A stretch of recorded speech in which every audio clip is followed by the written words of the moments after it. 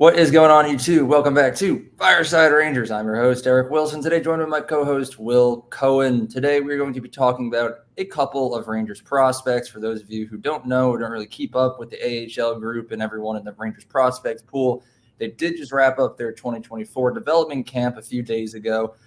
So there's a couple of storylines coming out of it that we're going to talk about today, see who's progressing in what areas, and some chemistry that's being built amongst the young guns. So we're going to get right into that. But before we do, make sure you guys like, subscribe, ring that bell so you don't miss notification, leave your thoughts down in the comment section below. And lastly, be sure to follow us on all of our social media platforms at Fireside Rangers. But before we really get into it, Will, I know you're tired, but how are you doing today? I'm doing great. I have a little bit of a break from baseball, which kind of sucks because I've been getting into a rhythm with that, and it's been very fun. But I have a little bit of a break, so I can rest up a little bit before we get back on our schedule. But this Rangers offseason has been it's been fun to keep up with. I know that some people are underwhelmed by free agency, but it's been fun to keep up with. The prospect camp looked good, and I'm excited to talk about all those players. Yeah, well, I'll have you know this break that you're going on for baseball, I like it because I get to have you back on the channel more often. I know we have another one coming out tomorrow that you're going to be on. So to everyone watching, stay tuned for that. It should be a spicy one. But let's get right into development camp, recapping what went down. The first prospect I want to talk about is someone that doesn't really get a lot of attention on our channel here, Berard. He was drafted in the 5th round in 2020. He's a left winger. And just reading upon what he's been working on, his stats, he's had his ups and downs. Ever since he was drafted in 2020, he's been playing with Providence College, and he's pretty much excelled offensively, to say the least. This past season, he had his first season going pro, made his way over to the Hartford Wolfpack, where he led them in goals. He had 25 goals in 71 games played, I believe it was, and he finished 3rd on the team in points with 48. So he's excelled offensively, and I like to see that part of his game being developed. Rangers obviously need good forwards moving forward in a couple of years when a lot of our bigger names start to get old and declining. The one thing about Berard's game that I do want to talk about is his defensive game. I've been looking at his stats all day. I wrote an article about him earlier. Going back to 2020 when he had his freshman year at Providence, he only had one season where he finished with a negative plus minus in Providence. And after that, he was either positive or at 0. In Seoul this past season, when he goes pro with the Hartford Wolfpack, finished the year with a minus 23, which was 2nd worst on the entire team, ahead of only Brennan Othmann, who we'll get into in a little bit. So it is a little concerning to see one of the Rangers' I would say he's a top prospect. He's definitely in the top 10 prospects we have, maybe top 5. So it is a little concerning to see him struggling defensively a little bit. I know the Rangers have current problems in that regards on their roster right now, and I really don't want to see that problem continue in the future. But one thing I'm looking at here from the NHL.com is Berard did say he is working on his defensive game. So I got the full quote here. He said, "A big overall part of my game is just the defensive side. It's always something I'm trying to get better at. This year, I got better at it. I started playing on the penalty kill, which was new to me. As the year went on, it felt more and more comfortable from a game standpoint. That's something I'm still trying to work on." So he has defensive issues, but he is working on them. He's just 21 years old. Don't expect to see him playing with the Rangers for at least a couple more seasons. He's got time to work on it. He's aware of the issue. And I'm sure through development, training, practice, another couple of years adjusting to pro hockey, he'll get it done. So good to see that news as far as Berard goes. I know I just went on a little monologue there about him. I don't know how you're feeling about it or if you have anything else to add. Yeah, I've known about Berard since we drafted him, and I really did enjoy his game at Providence. He's a guy that in the NHL probably will be a 3rd-line dude, 3rd or 4th-line guy, but he put up 48 points this year in the AHL, so he should have somewhat of a little bit of an offensive impact. He probably won't put up a ton of points in the NHL, but he'll be someone that can help your 3rd line produce, and it's good for him that he said that in the same article. He said that when he got down to Hartford, he wanted the coaching staff was trying to help him hone into his defensive game, and obviously, like you said, and in the article, he was on the penalty kill, which is huge. So once he gets acclimated to maybe 2-3 more or 1 or 2 more seasons down in the AHL, he'll he'll hone his defensive game, and he'll be a perfect third line player for the Rangers. So I'm excited to see how his development continues down there. And obviously him saying that he was really trying to focus in on his defensive game and get better at that is pretty promising because,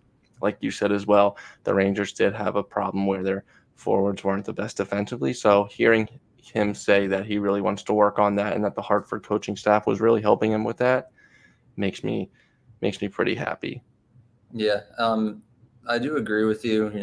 On an NHL level, don't expect him to be anything spectacular, but it is exciting to see some of these young guys really starting to blossom. And now, who knows? Maybe we're wrong. Maybe he breaks out, has an incredible sophomore season with the Wolfpack, and then just becomes an elite goal scorer with great defensive abilities. And next thing you know, he's on the Rangers' first line 5 years from now. But we'll see. Only time's going to tell as far as he goes. But the next player that I do want to talk about is EJ Emery. The Rangers drafted him at 30th overall this year in Las Vegas at the NHL entry draft. And he described the development camp this year as a whirlwind of an experience. Apparently, it was all highs from him. He was going around smiling the whole time.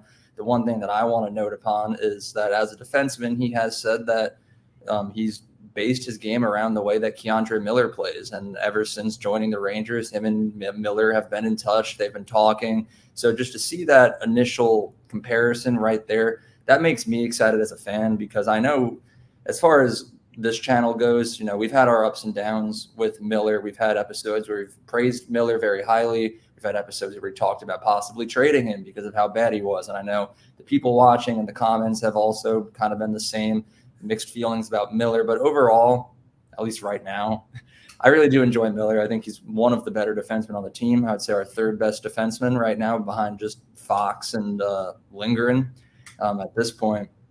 So to see a young guy coming in, basing his game around a player that's already had success with the team, I really do like to see that. So there's not much updates about Emery. He was literally just drafted like a month ago. So, we're not going to be able to talk about what he's progressed on, how he's developed or anything in that regards. But just to see him fitting in well with the team, having a good time working with the organization and, starting to get to know some of the players that are already on the roster makes me happy to see. But how do you feel about this? I'm very excited for EJ Emery. I know that he doesn't have a lot of offensive output, but he is a very good shutdown defenseman, and the Rangers need one of those. So obviously he's young. He's 18 years old. He still has time to hone into his offensive game, but knowing that he was one of the better shutdown defensemen in the draft makes me excited to see what he can do with the Rangers once he comes up. I know it's not going to be right now, probably in about 2-3 years, maybe. I wouldn't say next year just because he's pretty young, but very good shutdown guy. I've read that everywhere. So, and like I said, the Rangers need one of those. So I'm very happy with that pick, and I'm very excited to see how he handles New York in the NHL once he gets up here. Hopefully maybe he goes down to the AHL before he comes here. Who knows? But knowing that, I saw some videos, one from Vince Mercogliano, that after the development camp, one of the days he was on the ice alone putting in work. So that's also good to see that he has a great work ethic and he wants to get better, and he's actively getting better. And I'm excited to see how he develops through this year I don't know if he's going to, I think he might stay with the United States Development Program. I can't remember what he's going to do, but I believe he is. So I'm excited to see him, and hopefully I can see him play in the World Juniors and get some film on that. But I'm very excited to see EJ Emery, and knowing he's a shutdown defenseman makes me even happier. Yeah. The last thing I'll add about Emery is just I do believe he was a steal in the draft. When we first drafted him, I was a little iffy on the pick, but just upon getting to know a lot more about the player, the type of player that he is, I'm more than happy. Looking back at the scouting reports ahead of the draft, a lot of teams or scouting reports had him ranked in like the mid-teens, early 20s. So the fact that we got him at 30 is pretty impressive. I know we did see some reports earlier today that the reason why teams passed on him was because during the draft combine, they learned about some medical condition that Emery has, but Obviously it's an undisclosed condition, whatever it might be. Don't want to speculate about it or anything like that. So it's just something to note. That's why he fell as far as he did. But the Rangers wouldn't have drafted the kid without being confident that it's not going to alter his game and that he can still develop into a solid defenseman in the future. So just something to keep an eye on there. But the last two, we'll do a little 2-for-1 that I want to talk about right here. Brennan Othmann and Gabe Perreault, the Rangers' top 2 prospects. Perreault's already confirmed he's going to return to Boston College to play in his sophomore year. Brennan Othmann is going to be returning to the Hartford Wolfpack this season. Who knows? Maybe he'll get a little bit of ice time up in the NHL. But the biggest takeaway from these two, like we've talked about them a million times on this channel. Don't got to talk about the type of players that they are. The biggest takeaway that I want to bring up is the fact that they started building some chemistry. I don't think we talked about it that much on the channel here. I know we did a little bit on the social media accounts, which you guys should be following.